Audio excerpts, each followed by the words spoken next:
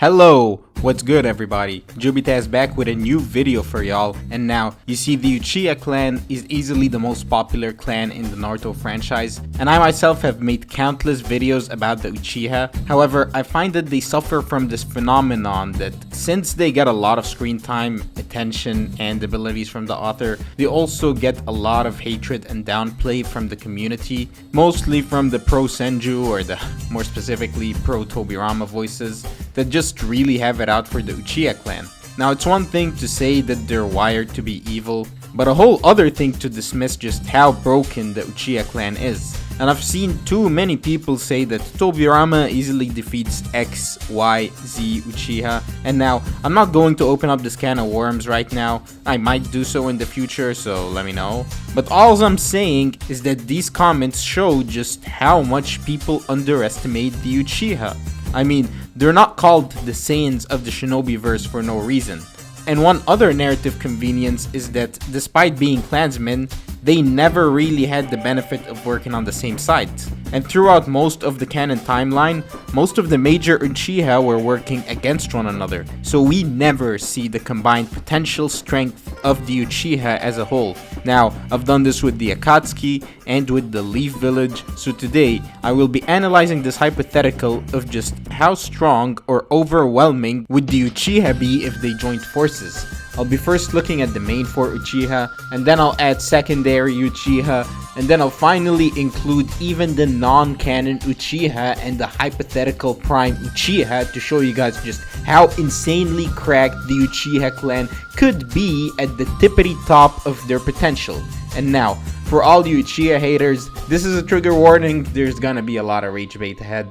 Getting back to that phenomenon I was discussing in the intro, how we barely get much Uchiha unity in the show, and how the narrative pins most of the major Uchiha against one another, because the first time that 2 prime Uchiha actually worked together towards the same goal, they wiped out the entire Uchiha clan save for Sasuke. And the only time we can truly say that 2 of the 4 main Uchiha worked together was when Itachi and Sasuke teamed up to defeat Sage Kabuto, or when Obito was stuck no Jutsu'd and joined Sasuke alongside Naruto and Team 7 to defeat Kaguya. Other than that, all the other Uchiha alliances that we see throughout the story are scandalous and two-faced at best, like Obito and Itachi in the Akatsuki, where they don't trust each other and both are looking for leverage to use against the other, or when Obito got Sasuke to replace Itachi, which also wasn't a true alliance either. Obito was just exploiting the rage that overtook Sasuke after finding out the truth about his clan, and Sasuke just needed help locating Danzo and implanting Itachi's eyes, and after that he betrayed him the second he got the opportunity to do so. Or even Obito and Madara, who were both looking for the opportunity to stab the other in the back, and were kind of forced into an alliance since they both wanted to launch the Infinite Tsukuyomi.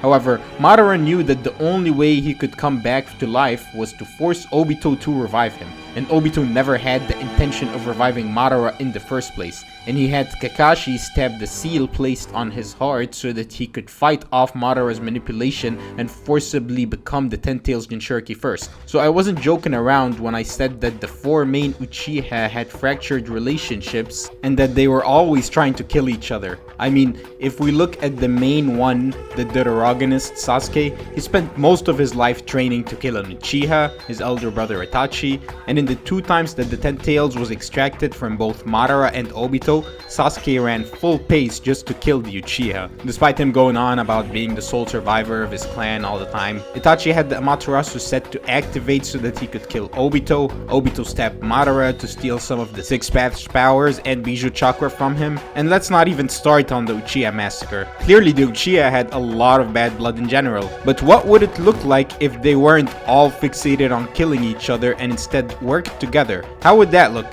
Well, that would have grave narrative implications since there are 4 pivotal characters to the plot. Now, it's hard to entertain this what if without fully diving into headcanon territory, and you can't even discuss war arc hypotheticals like this without bringing up other major players like Kabuto or Black Zetsu. All I can tell you is that our protagonists would have been cooked if most of the Uchiha didn't switch sides. I mean, they'd still be dealing with the Edo Tensei if it wasn't for Itachi switching sides, which he did with another hack's Uchiha Jutsu, by the way. And if Itachi didn't turn, then Sasuke would have never had this moment where he'd feel the need to revive the Hokage in order to question Hashirama about the reasons behind the founding of the village. And let me tell you this, the Shinobi Alliance was barely scraping by, so without the intervention from the 4 reanimated Hokage, the Alliance would have been absolutely cooked. Like, that Jubi Blast alone would have erased them if it wasn't for Minato's last minute intervention. So despite the fact that the Uchiha were major sources of problems for the protagonists, you could also say that their realignment is also what saved them in the end. Maybe less realignment to Itachi since he was always loyal to Konoha, but Sasuke and Obito did play a crucial role in saving the Shinobi Alliance's butt. However, I'm not here for a deep dive into what if Itachi or Sasuke or Obito never switched sides. What I want to assess is just how much of an unstoppable force would Sasuke, Itachi, Madara, and Obito be if they all fought alongside each other. I guess the first question that comes to mind is, what version of each character are we discussing? I mean, if we were to put the strongest version of each character, then they honestly become too cracked, at least Sasuke, Obito, and Madara. So for round 1, let's just stick with EMS Sasuke, Rinnegan Obito, Ero Madara, and Ero Itachi. And now, even in these lesser forms, this 4-man squad would still be too much for most Shippuden characters to handle in my opinion. The only comparable group is the 4 Hokage, and even against them it's like a 50-50. I mean, Ero Madara seems to be roughly the same as Ero Hashirama, so that would leave Rinnegan Obito versus KCM Minato, and Hiruzen and Tobirama versus Itachi and Sasuke.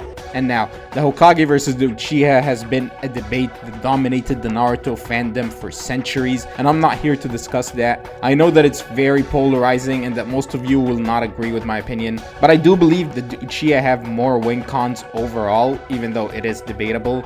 I mean, Minato is definitely cracked with KCM, but he also suffers a mental nerf, so we can't really gauge his full potential, and Tobirama mostly had a support role during the Jubito fight. I know that a lot of people think that Tobirama is God and can one-shot Kaguya with the flick of his thumb, but the Uchiha aren't chumps, and his experience fighting Izuna does him little good against the arsenal of people like late-stage Madara or Obito, whom I believe are firmly above his level, and maybe the last stage of EMS Sasuke, but that's a bit more debatable.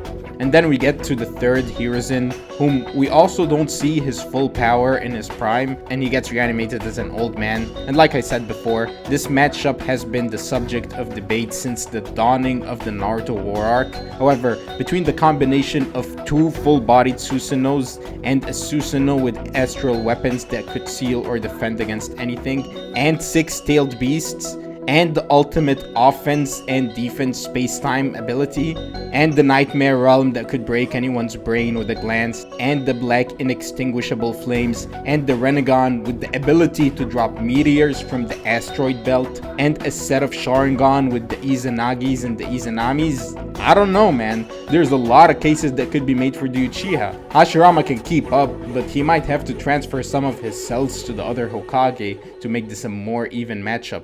And this is of course not taking the more advanced versions of the Uchiha into consideration. And now for round 2, and since I want to highlight the Uchiha powers and how busted this clan really is, I'll hold off on the Ten Tails Jinchuriki, at least for now. Let's look at this roster of hypothetical characters. One that I've discussed many times on this channel before, who is one of the most overpowered in the entire verse, is DMS Obito. And honestly, I love just how many people underestimate Obito and think he's a casual Senju victim, when his real abilities are so busted that the author had to split his eyes amongst 2 people for the entire run of the manga and only gave him both of his eyes back when he was on the brink of death. But anyways, this is the version of Obito we'll discuss. And now, since Madara managed to awaken his Rinnegan by himself, let's make round 2 Madara an alive Rinnegan Madara. And honestly, I want to give him both eyes since he did awaken them himself, but let's just hold off on that till a later round. One-eyed Madara was broken enough.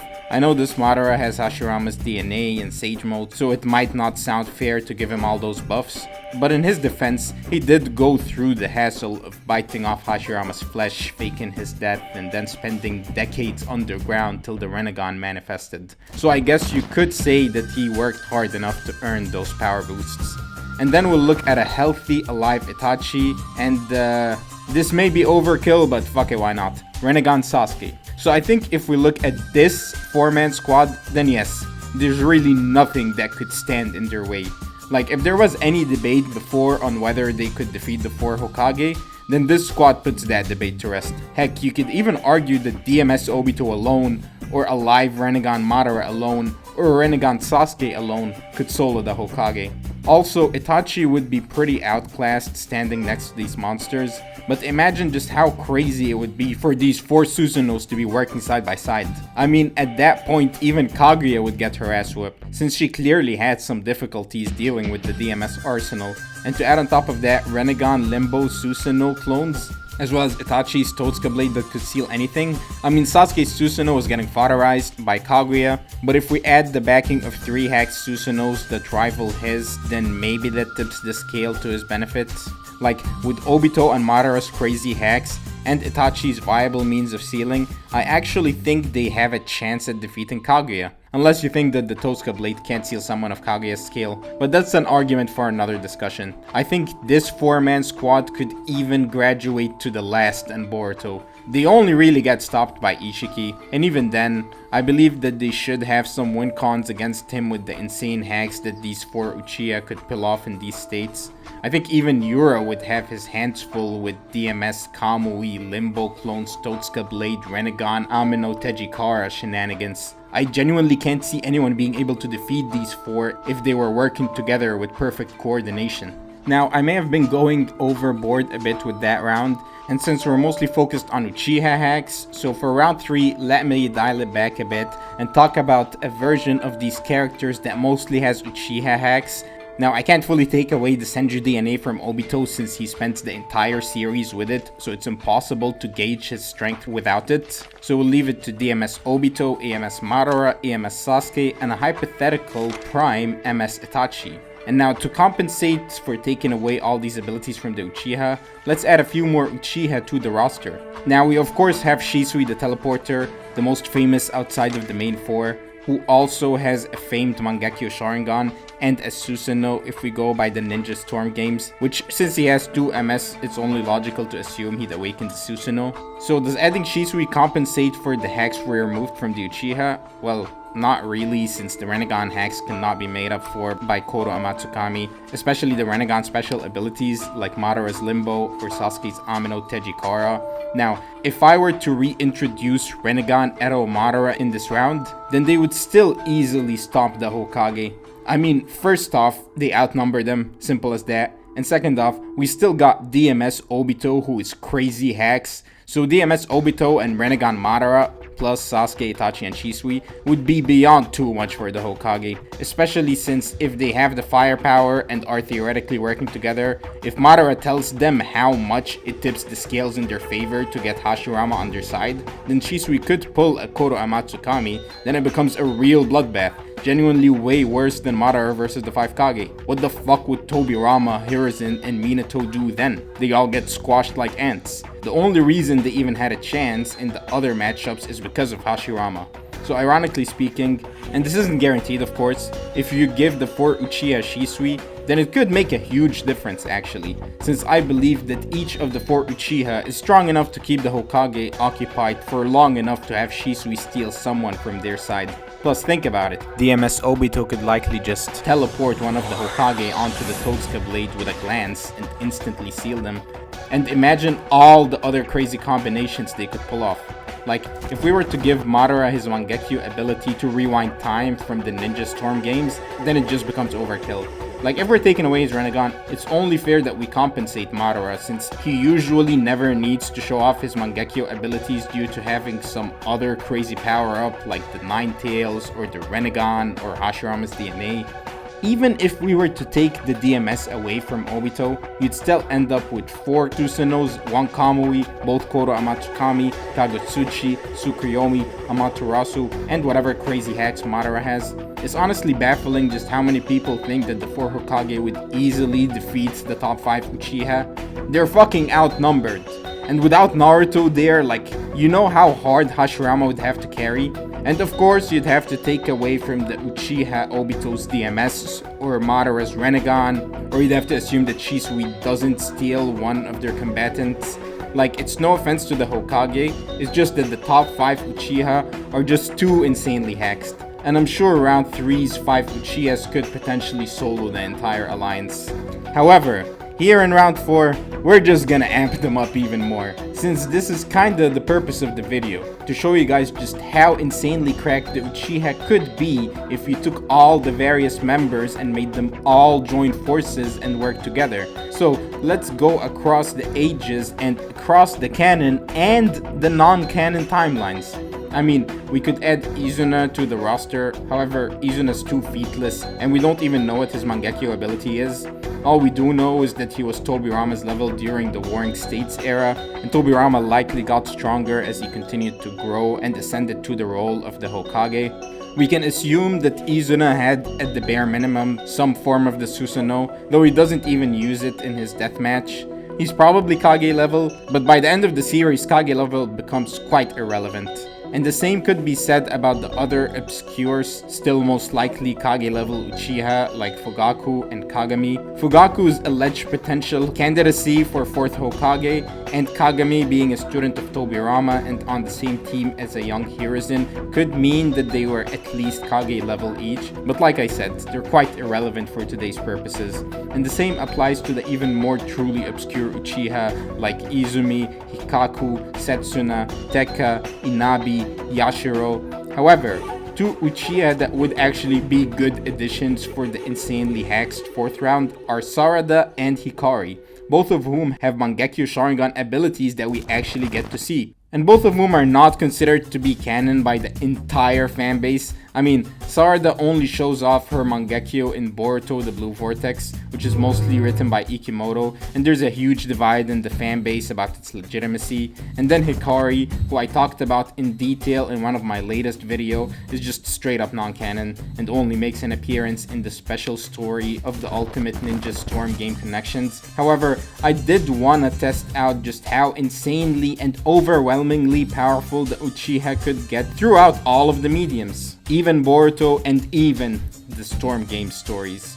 So just how stupidly overpowered would the 5 Uchiha be if we were to add Sarada and Hikari to the roster?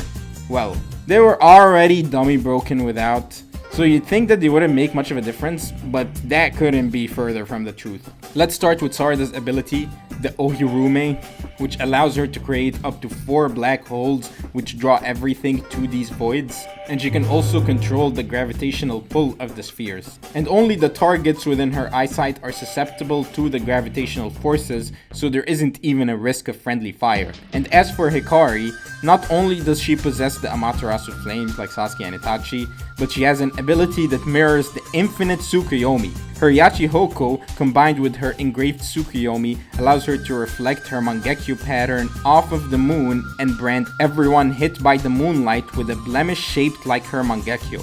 Afterwards, she can manipulate the memory bank of those branded in order to mind control them. And it is also directly stated in the game by the Uchiha clan that Hikari's Mangekyo ability can amplify or enhance the ocular abilities of the other Uchiha. So she acts as a natural boost to all the other Uchiha fighting alongside her. I mean, there's a reason that the Senju clan was desperate enough to team up with the Sarutobi just so that they could seal her. And now that I've established what these 2 female Uchihas bring to the game, let's re-examine the round 4 Uchiha team. And let's even bring back the strongest versions of each with the exemption of the Ten Tails Jinchuriki. So we end up with DMS Obito, a live Madara with both Rinnegan, Adult Sasuke, Healthy MS Itachi, MS Shisui, MS Sarada, and MS Hikari. And with that roster, we've reached an absurd level of overwhelming hacks. Like, these 7 Uchiha could likely solo the entire verse if they fought together, and 2 easily at that. They could likely even solo the God Tree beings from the Boruto Blue Vortex manga with such an insanely broken lineup, with DMS Obito throwing those crazy Kamui shuriken around that could instantly send anyone and everyone to a different dimension, Madara having multiple Limbo clones use Susanoo and Renegon abilities to kick ass from another dimension, Sarada opening up black holes and sending folk into infinite voids, and adult Sasuke with all his unique and space-time hacks. I know that a lot of people think that adult Sasuke is weak because of how he's always running out of chakra. Well, now that Hikari is on his side, she can amp both him and the rest of the Uchiha up, so that any weaknesses that they have could get nullified.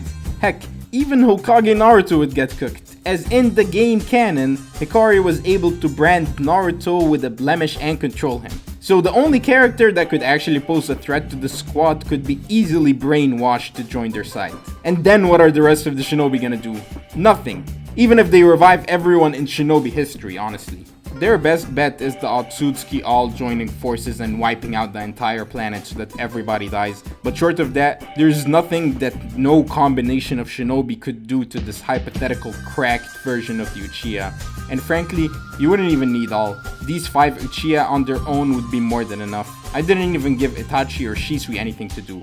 But like I said, since Hikari's ability amps all of her Uchiha allies' abilities, then even Itachi and Shisui would become assets and at least high war arc tier characters. Maybe she can provide them with enough of an amp so that they could use the perfect Susanoo. Then just imagine these 7 Uchiha flying around with their perfect Susanoos and insane hacks with no weaknesses, just wreaking havoc and turning the shinobi world to dust. Even the Otsutsuki would get cooked at that point.